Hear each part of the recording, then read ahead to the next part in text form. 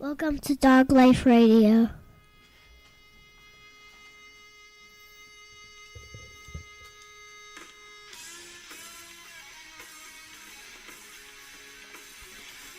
Well, hello everybody. Welcome to the show. This is Rossi Giugio, and this is Dog Life Radio. We are coming at you with episode 43, and another fantastic guest coming at you. So thanks so much for joining us. We've, let's see, what have we got on tap for you today? We have got a young gentleman all the way from California. Let's see, there we go, much better there. Young gentleman all the way from California coming at you today. His name is Justin Sutherlin. So Justin and I had the chance to talk a little while ago. And if you follow me, or virtually anybody in the modern era of fitness, health, exercise, wellness, you'll know that kettlebells and I guess other non-traditional methods of lifting weights or strength training are a great way to shake things up and change your workouts. And you've probably also heard the term the WOD, workout of the day, something that came out of the CrossFit genre or subculture. Anyway, so my guest this week has not only taken these things and kind of put them together, but he highlights these things in different and creative ways to integrate them into your daily workouts. You follow him on Instagram, QuickWOD. That's QuickWOD. Justin, that's Justin Sutherlin's handle. He's a pro trainer, and he's aiming at really bringing exercise to the busiest people in the world. Being able to integrate it in, being able to fit into your busy schedule, because everybody is super busy these days. I know it. He knows it. So he's taking a different twist on things and really focusing on getting that 20-minute workout in. And yes, they're all 20 minutes. Check them out on Instagram. And everybody should have 20 minutes for themselves. Yeah, we get it. So we had a great conversation. But before we do that, I'm just going to take a quick moment, kick it over to myself to pay a few bills. Whoa, how did we get on this podcast? I'm not sure, but I like it here. It's pretty great, but we should probably tell everyone about our own podcast, Fueled by Deathcast. Hell yeah. Comes out every Thursday from the Death Wish Coffee Company, the world's strongest coffee. Every week you can hear me, the Incredible Jeff. And me, the amazing D-Man. And we talk about new science discoveries, breaking news from Death Wish Coffee, and we welcome a special guest from rock stars to astronauts and ask them all the question, what fuels you? The podcast is available right on deathwishcoffee.com and wherever podcasts are found, including iTunes, Google Music, Stitcher, and more. Plus, you can now watch it live on the Death Wish Coffee Company page on Facebook and watch all our videos over on YouTube. All right. Now you know all about Fueled by Deathcast and how you can listen to it. But first, let's finish this podcast. Let's get back to the show. Now's part of the show where I get to remind you that you can follow me on Instagram, Facebook, Twitter, and YouTube, all at Dog Life Radio. And if you are such a diehard fan of the show, remember, you can now get merchandise. That's right, Dog Life Radio merchandise. Just go to sixsquirrelstudios.com and check out the store. That is 6, squirrel, singular, SQUIRREL, studios.com. When you get there, take a look at the upper right-hand part of the screen, and you will see the Six Squirrel Studios store. Check it out. You can get t-shirts, stickers, hoodies, all kinds of cool stuff. So get your Dog Life Radio merchandise there. And lastly, not only do I appreciate you taking the time to listen to the show, remember to subscribe or follow, depending on, I guess, whichever podcasting service you utilize, but also drop me a rating on iTunes. Hit me up with a 4 or 5 star rating. It's the best way for people to hear and find my show. That's aside from you guys spreading the good word. And as always, don't be shy about sending me some feedback at dogliferadio@yahoo.com. Thank you. Okay, so before we launch into the show with Justin, I just want to do a quick shout out to Death Wish Coffee. As many of you know, they are the longtime and loyal sponsors of this awesome podcast, so please check them out. They've got fantastic coffee roasts. They've got 2 of them. Right now, I have been focusing on the Valhalla Java, a little bit more mild as compared to their flagship Death Wish blend. It's awesome. It is organic. It is all fair trade certified, single sourced. Check it out. The best coffee on the market. And if you happen to go with that Death Wish brand, it is the strongest, most potent coffee on the market. So how can you go wrong? So please, if you're a fan of the show, check out Death Wish Coffee. Definitely worthwhile. You can also get them on Amazon. You can also go to deathwishcoffee.com, but they are also on Amazon. So check them out. And without further ado, we're going to kick over to my conversation with Justin. And I hope you enjoy it. Thank you very much. All right, we are recording now. So thank you so much, Justin, for joining me on Dog Life Radio. This is Rossi Jujo, and I'm talking with Justin Sutherlin. Thank you. Glad to be here. Guys. All right. So, Justin, why don't we start things off? I know I found you online. I think your social media. I like your Instagram account, QuickWOD. Really interesting. We're going to jump into that in just a little bit, but why don't we start off with you just giving us a little bit of background on who you are and how you got into that world of health and fitness. Absolutely. Cool. Well, my name is Justin Sutherlin. I run QuickWOD, which is a social media-based fitness company. It's all centered around functional fitness, but what makes it unique is that I structure it within a time frame. So my time frame is that all my workouts ideally should be done in 20 minutes or less. So the slogan for QuickWOD is fast functional fitness in 20 minutes or less. And kind of just to give a little bit of insight onto who I am. I'm 30 years old. Been involved in jobs and sports that are just very physically active my entire life, and so I kind of started getting into fitness in the junior high, maybe early high school age years. Started playing sports and was starting to play water polo, do some wrestling, excuse me. Do a little bit of volleyball, along with a bunch of other stuff that kids do, BMX, paintballing, all that type of stuff. And I remember after my freshman year in high school, I ended up getting grounded for the majority of the year. And what was supposed to only be like a couple week grounding just kind of compounded, and eventually turned into like 8 months. So basically, what that left me to do was start working out in my room and start reading. And so those are the 2 things that I really started doing during that time. And I'm actually super grateful for that looking back, because it really launched me on, it began the projection of so much of where my life would end up going. So that was just kind of doing some calisthenics type stuff, just, push-ups, sit-ups, pull-ups, those types of things. I mean, had very traditional weights that my dad had in just basically stored in my room. And I remember just like going through sports in high school and even in college. And I would go and train with the team, and it didn't matter what sport it was. Whenever we would go to the weight room, very rarely would a lot of the exercises that we would do in there translate to, like, have a direct translation into what the sport was. And that was always something that I always wondered about it, and I would call my coaches out all the time and say, why is this? Why do you guys, why are we doing, if we're going to be doing, let's just say, if we're playing volleyball, why do you need us to do straight bar or barbell curls? Why are we doing that? And the coaches would just look at me and say, well, don't ask questions, man. Just do it. And so I would never really get these answers, and I would really wonder, man. I wasn't saying it to be disrespectful.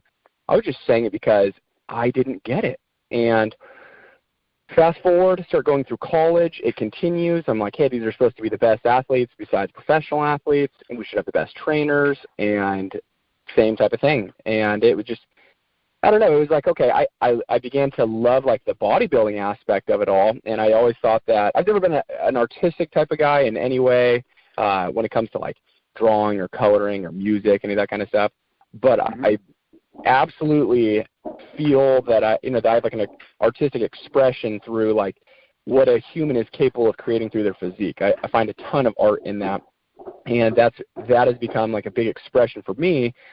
But it was just like, even pursuing like the bodybuilding, I was like, okay, I'm getting stronger. I am getting better at some of my sports, but I always knew there was a better way to do this.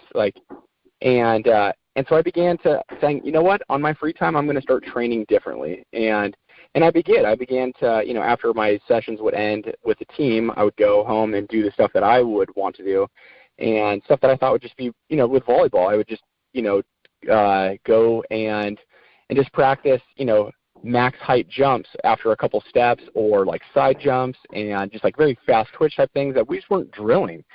And I ended up excelling, began to excel.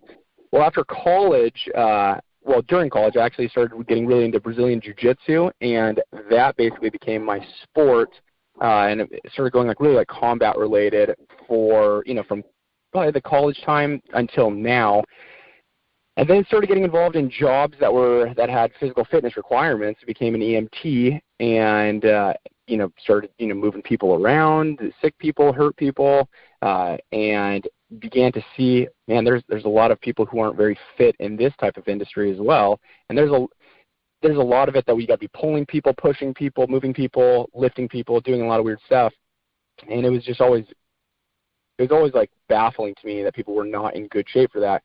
Well, I ended up, becoming a volunteer firefighter, going through a fire academy down here in Orange County. Started to work with one of the fire departments that's local to me, and same type of thing. I mean, they would tell me in the academy, they'd say, this is the best shape of your life, this is the best shape you're ever going to be in, and they wouldn't be telling just me, they'd be telling everybody, it all goes downhill from here, but, while you're here, you will grind it out. And I was just thinking to myself, I'm like, why would this be the best shape of my life? I'm not even putting this stuff into use. Like, this is all practice.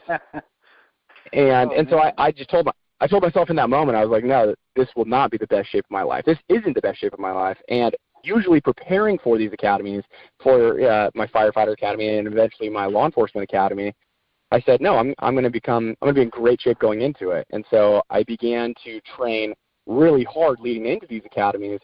And when the academy started, I was in far better shape than the majority of people there. My fitness standard was so much above. And that's not to pat myself on the back. That's because I just held myself to a higher standard, because I believe that's what the job was eventually going to call from me. And then, went through the fire stuff and just started seeing so many firefighters that were just so out of shape. And some of them were out of shape because of injuries, but a lot of them were out of shape just because of like neglect or laziness, or, you kind of fill in the blank. But it's at some point people were out of shape, and it was just baffling to me. And you'd see so many people, and I'd be thinking, like, man, if my house caught on fire and one of my kids was upstairs and you had to run and get them, and some of the stairs were missing, and you had to go over some couches and, move a dresser and do all that kind of stuff in a timely manner with 85 pounds of gear on, are you going to be able to do that effectively in your current health condition? And I basically just said, no, I will become the person that I want to show up. And that translated into law enforcement. I ended up becoming a deputy sheriff, worked maximum security for a long time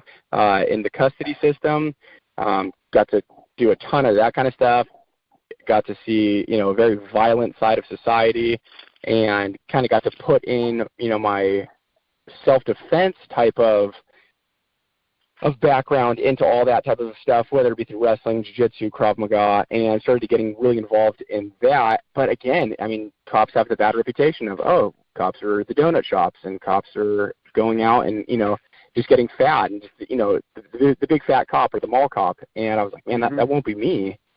And I adopted that mentality, and right again through the academy, this is the best shape you'll ever be in, enjoy it. And I was just like, man, I've heard this before. And it's true. I mean, you get out of the academy and you don't see some of your academy classmates, or you don't talk to some of these guys for a year, 2 years, and when you see them, it truly was the best shape of their life. And it's just really, really sad. And I just said, I'm not going to do that. And so I said, something's got to give. And I began saying, you know what, during my lunch break, as an EMT, as a firefighter, and as a cop, I said, I'm going to become basically a fitness inspiration. And I would go, and not that I wanted all eyes on me, but I want to show people this doesn't have to be the deck of cards that they have to play for the rest of their life. And started going and doing a lot of functional fitness, and that kind of started out with more of a CrossFit circuit training type of approach, and it began to shape my idea that, you know what, fitness doesn't have to take, 1 to 2 hours in the gym, 5 days a week, because that can't be the case. That can't end up happening for a lot of people. If you work in a job where you're working 12, 14, 16, 18-hour shifts, 24-hour shifts, lots of times that's the last thing you want to do. And so I found that the two excuses that people have had when it comes to fitness is the excuse of time and the excuse of money or equipment. And for me, I basically said, I'm going to take away the time thing, because time doesn't have to take forever. And so I said, well, how much does everybody have? And I'm like, well, anybody can make 20 minutes, whether that means 20 minutes of waking up earlier or 20 minutes of going to bed later or 20 minutes spent differently during your lunch break. It doesn't matter. 20 minutes is pretty easy to carve out. And this is coming from somebody, just to give perspective, this is coming from somebody who runs multiple businesses, somebody who's been a full-time police officer for the last 6.5 years, someone who's worked as a ski patroller, as an EMT, as a firefighter, who's married, has 4 kids that are 7 years old and under, and a dog. Yeah, and I own a home. I mean, it's not to pat myself on the back. It's just to say, because there's a lot of people that are probably listening that are like, well, yeah, you're probably this dude who's 30 years old and this millennial guy who, all you have to do is go work at your, hipster coffee shop, part time, and then come home and work out all day. And that's not the case. That's never been the case for me. And I got a lot on my plate every single day, and it's not an excuse for me. And I've found almost nobody that it's an excuse for, even people who have injuries and who have chronic pain. It's not an excuse for those type of people. You just have to be creative to find a way to work around it. Don't just hit a wall and just say, okay, this is the end of the road. You got to get over that wall. So, I mean, that's a very long-winded explanation to what has kind of gotten me to where I am now. Oh man, you have been a whole lot of places. That's a phenomenal story there too. I mean, it's quite the story. So the 20 minutes, that's where I was going next, was going to surround it. What was the driver behind that? Functional fitness, it's funny, that term is thrown around a lot these days, and anybody who can take a quick look at your Instagram page, you can take a look at it, and you can see that we're looking at non-traditional, non-historical lifting exercise programs. And I will date myself here. You said you're 30. I'm 44. When you go back to traditional gyms, it's plates, gym. It's bench press. It's barbell curls with it. Those types of things. You're looking here at things that are more adaptive to your day-to-day life. The driver, the things that you're going to benefit from in your daily life. Playing with your kids and things like that. So how do you come up with the different movements and the different techniques that you post daily when you're on your Instagram page? You know what? It's I always say that the only constant in my training is that there's not a constant. And there's a good side to that and there's a bad side to that. If I want to just say, okay, I want my max deadlift, I want to gain 50 pounds on it this year, basically the way to get that is to start deadlifting and to basically be on that craft as you get better and as you build specific strength to that. Well, unfortunately, that's not what I do, and if that is your goal, it's probably better for you to go, find somebody else and start working on that, and there's nothing wrong with that at all. For me, I just say I want to keep my body in a constant state of confusion. I want to do something where it's very rarely repeated, and if it is repeated, it's repeated usually no sooner than a month. Sometimes like there might be a time where I say, okay, for this month you're going to do 100 very slow tempo push-ups on the odd days of the month, so the 1st, the 3rd, the 5th, all the way through the 31st of the month. And on the even days, you're going to do the same thing but with pull-ups, and you're just going to do 50 very slow controlled pull-ups. And so you will repeat that throughout the month. But very rarely is that will you see the same workout twice? You might see the same movement twice, and it's because there's great movements that are out there, and it would take a long time for your body to truly get used to those movements. But I basically look at the tools that I have, and I don't have – people might look at me and say, oh, well, you have a ton of fancy equipment, you have a ton of expensive equipment, like, and it might be intimidating, especially to like the newcomer, the newbie. They'd be like, well, dude, I don't know how to use that. And I understand that, and that's definitely not my intention. But the tools that I've basically chosen to surround myself with in regards to my fitness journey include things like just calisthenics and body weight, which you got that no matter where you are.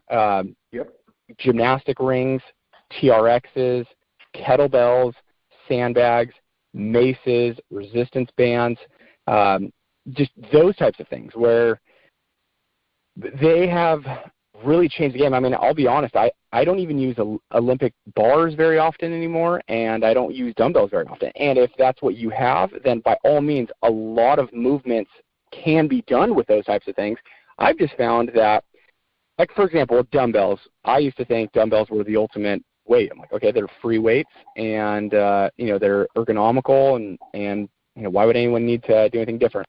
And then I started seeing kettlebells, and I basically thought, okay, some soccer mom found a way to get rich off of a new shaped dumbbell, and I began to hate on kettlebells, saying, well, these kettlebells are just oddly shaped dumbbells, and they're all done with momentum. All the exercises are momentum exercises, and it just seems sloppy to me, and I was approaching it so different. Now I've come to the conclusion that typically most dumbbell exercises are done in a very isolated, isometric type of lift. You might just have a stationary bicep curl or a chest press or a shoulder press.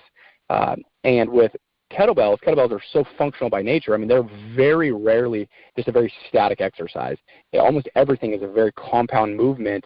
And yes, there is some momentum involved, but it's because you're moving a significant load of weight. And it's almost become, to me, like a better form of Olympic lifting.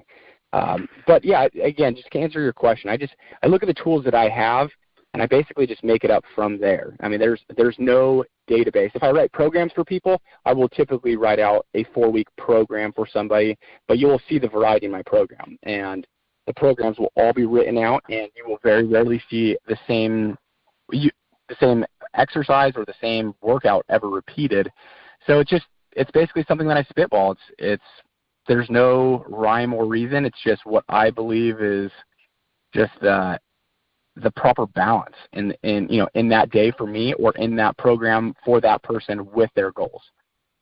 Yeah, it's really interesting the way that you described kettlebells. I had a very similar. I just recently started using them, like within the past 3-4 months maybe. Like I said, I'm 44. I've been lifting weights since I was like 13, and it's gone through the whole gambit, and you can imagine. But yeah, they are intense. And as a matter of fact, today, a little bit later today, I'll be headed to the gym to do some kettlebell workouts. Good for you. Thanks, man. They're really intimidating. The first time when you go up to a kettlebell, because like when you walk into a gym and you can jump on a bike, and all you have to do is the bike tells you what to do. You can go into a pre-core machine or any type of hammer strength machine. The machine tells you what to do. Put your hands here and push. Your legs go here and push. Free weights, a little bit different, like you said. It is isolating the bench. When you lay down on the bench, you're isolating your chest, but you get a gist of it. With a kettlebell, like just something as basic as a kettlebell swing, there's the kettlebell's on the ground, pick it up and do it. So that intimidation. When you're working with a client, like if you're programming a workout for them, how do you get them over the beginning stages of the fear of the kettlebell? Just because that one's one of my favorite new toys to use in the gym. Absolutely. Fear, you hit the nail on the head. It's a fear, and the fear is usually based out of an insecurity. And I always say that behind every fear is someone that you want to be. And if you think about it, the reason you're fearful of it is because you have an insecurity of it, and you wish that you were not there. Obviously, there's certain healthy fears, like jumping out of an airplane without a parachute, that we should have for self-preservation. But this does not classify as that. This classifies as, well, I'm not familiar with it. It's outside my comfort zone. therefore I don't want to be a fool and do it, which is super unfortunate because that anxiety of public perception is really sad. And for me, I typically ask people, hey, what is it that you don't know how to do and that you would like to learn how to do? And that requires a lot of honesty from people because sometimes they even answer out of their comfort zone. But when they really are honest, they'll tell me a lot of people have kettlebells on their list or gymnastic rings on their list. And I say, okay, that's what we're going to spend some time on, and we are going to shake off all that dust, and we're going to get through it, and we're going to figure it out. And honestly, it's just a matter of getting there and trying. And you can't build upon anything. You can't correct anything if someone's never going to pick that kettlebell up and swing it for the first time. And yeah, I mean, you can tell. There are people who, when they swing a kettlebell or they lift a bar or they hop on gymnastic rings, they look like a beached whale or just a fish out of water. But you know what? I've always appreciated those people in the gym. Like if I see somebody who's like very overweight in the gym working out, there's a lot of people who will cast judgment on that person and just say, yeah, it's about time, fatty. You know, you're finally in here. You know, you should have gotten in here years ago. Oh, it's a good thing you're not dead. But for me, I will go to those people and I will tell them, like, hey, you know what? I have so much respect for you for coming in here and doing this. And it's amazing, man. Like, it really stuns a lot of people, and really you can tell it puts wind in their sails because they're doing something that so many other people either wouldn't be willing to do, or they're doing something that other people are afraid to do. And so with the kettlebells, man, let's just take the swing. I always just tell people, you know what? If you want to go through me directly, pick up a kettlebell and do what seems natural to you. I'll give you a couple tips, like keeping your spine neutral so you're not going to throw your back out. Pick a lighter weight, take a video of it, and send it to me, and we'll go from there. And there's a lot of people who this idea of form and just strict form has gotten so legalistic in the weightlifting world, and I understand it. I mean, there's proper mechanics for certain things, but people often think, well, there's only one way to do something, and there's really not. And how did we discover the right way to do something? And yes, there's science behind it, but at the same time, like if you look at like early civilization before there was air conditioning gyms to go to, if people had, fitness was, hey, I got to move this big rock because this is where I'm going to, keep my tent or house, this is where I'm going to build my house, or, I got to plow this field, or I got to carry these rocks up this hill. Like it's something that people have an innate way to do. And don't get me wrong, there's certain technique faux pas that need to be amended, but I just tell people go out there and try it and send me a video, or YouTube's a great resource. Obviously there's a lot of conflicting information, but look at the views that these things are getting, and look at the reviews that these things are getting. If they're getting a ton of thumbs up and very few thumbs down, chances are it's probably a pretty good video. I would reach out to people like myself or other people that you respect on social media and just say, hey, here's where I am. Like, I don't know how to do a kettlebell swing, and I'd like to start using kettlebells. Can you help me? And I'm happy to help those people out. I mean, obviously, I'm not going to become a non-paid personal trainer at a certain point, but at the same time, knowledge is meant to be shared.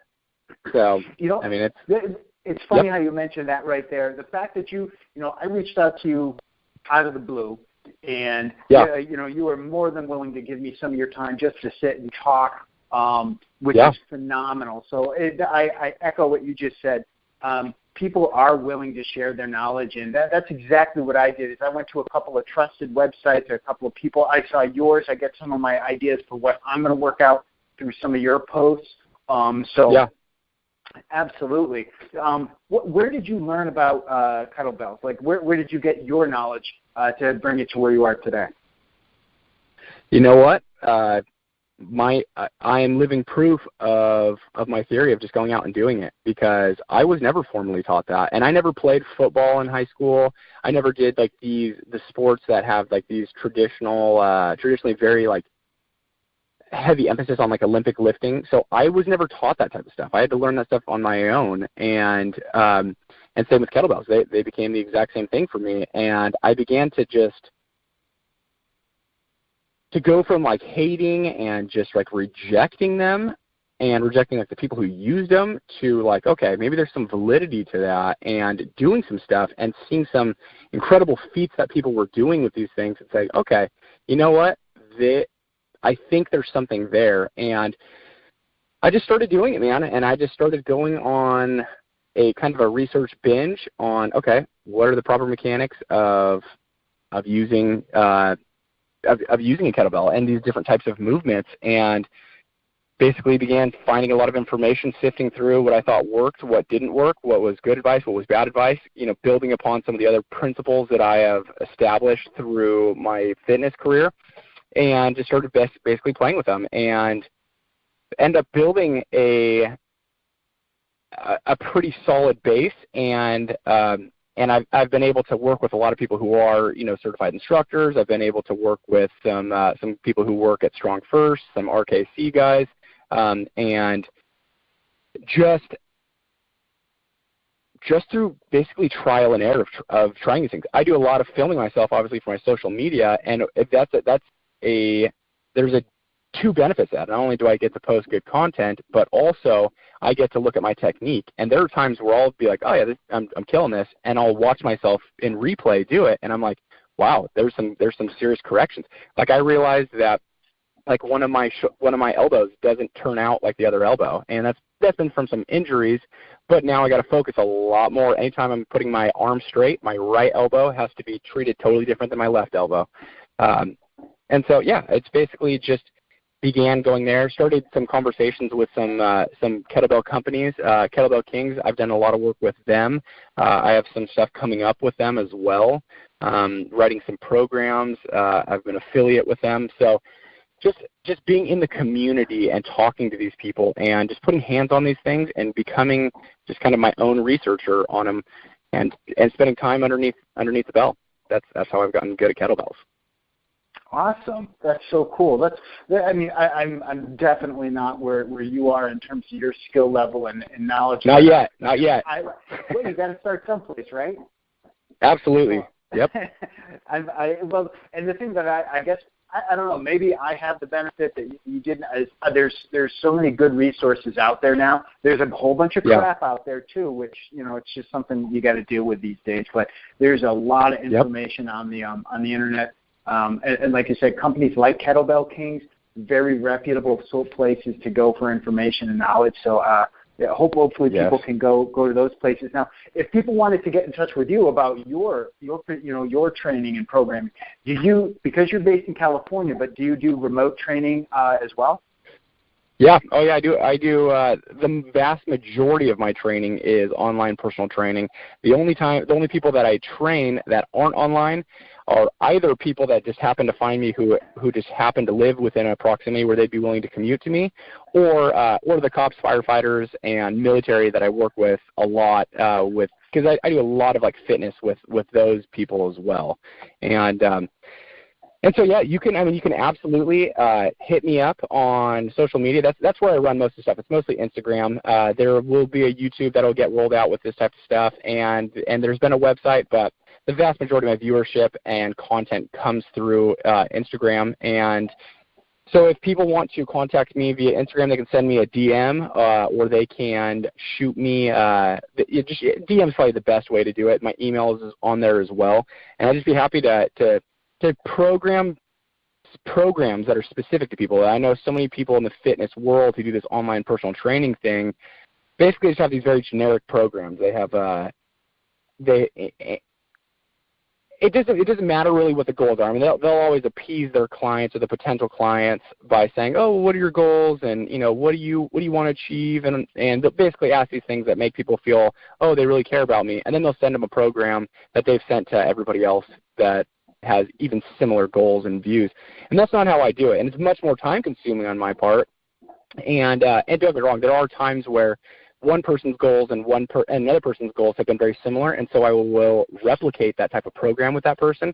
But I write the program specifically for each person individually. And so, yeah, that's the best way to do it. I can do it more as a personal trainer if you are actually looking for somebody to kind of walk through your fitness journey, someone who you can send videos to and have real-time response that day and have like my phone call, and obviously that's going to be a higher price. Or if you want me to just write you a program, I can write people programs typically in 4, 6, 8, 12, and 16-week programs. So that's the best way right there. You hit it on the head. It's funny because there are a ton of different trainers, in quotes, I will say, and they do the online templates, Yep. Send me your money, answer like, I want to gain weight, I want to lose weight, I'm active, I'm not active, I'm a man, here's my age, and then boom, here's your Excel spreadsheet with your program, which, I guess it's better than not having anything, but I think a little bit more personal touch, if you're looking for a personal trainer, a program that's designed for you, obviously, is much more beneficial. Yeah, I mean, I'm very business minded, and I try to not let that negatively influence my interactions with people. But I understand, the reason I bring that up is I understand why people do that. It's very scalable, and that's how these people end up making something that is, number one, they can offer typically lower prices, and number two, they can basically mass manufacture this product or service is by making it totally scalable. If it doesn't have to be tailored to each individual person. This thing I just got to be able to crank out programs and send them their way and collect their money. And I get it from a business perspective, but from the client perspective, that's a terrible approach. Yeah, it's fun. I've been there. I've done a bunch of different methods, and there's things. Honestly, there's some things I've picked up along the way from some of those templates that I still carry with me, which is great. And maybe I tell myself that just to say it wasn't a total waste because you learned this and this. Which, it's all good, right? I mean, because if I was left to my own devices, it would have been the way I was when I started, which was kind of picking up on muscle and fitness and pulling out, whatever celebrity's workout program they were advertising that month. Yep, 3 sets of 8 to 12 reps for the rest of your life. There you go. That's it. Monday is chest day. Yep.